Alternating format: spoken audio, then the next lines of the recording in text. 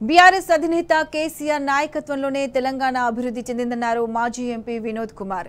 అలుపెరగని పోరాటాలతో పడిలేచిన కెరటంలా ఉవ్వెత్తున గులాబీ పార్టీ నిలబడిందని అన్నారు. 25 ఏళ్లలో అనేక పోరాటాలు, త్యాగాలు చేశామని గుర్తు చేసుకున్నారు. ఈ నెల 27న వరంగల్ జిల్లా ఎల్కతుర్తిలో జరగనున్న భారీ బహిరంగ సభ ఏర్పాట్లను వినోద్ కుమార్ పరిశీలించారు.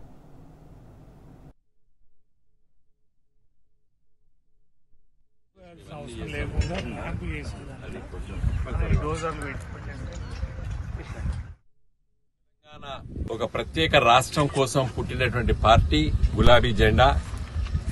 నాటి టీఆర్ఎస్ పార్టీ, నేటి బీఆర్ఎస్ పార్టీ.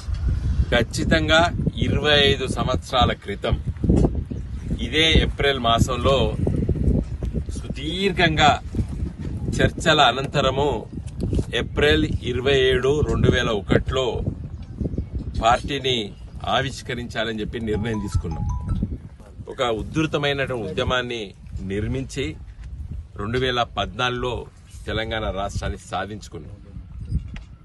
2014 నుండి నేటి వరకు తెలంగాణ రాష్ట్ర అభివృద్ధి కోసమే పోరాటం చేస్తూ, సమస్యలు పరిష్కరిస్తూ, ఒక నూతన ఒరవడిలో వెనకబడ్డ తెలంగాణ ప్రాంతాన్ని ఈ దేశంలో అభివృద్ధి చెందుతున్న రాష్ట్రంగా తీర్చిదిద్దిన పార్టీ గులాబీ జెండా.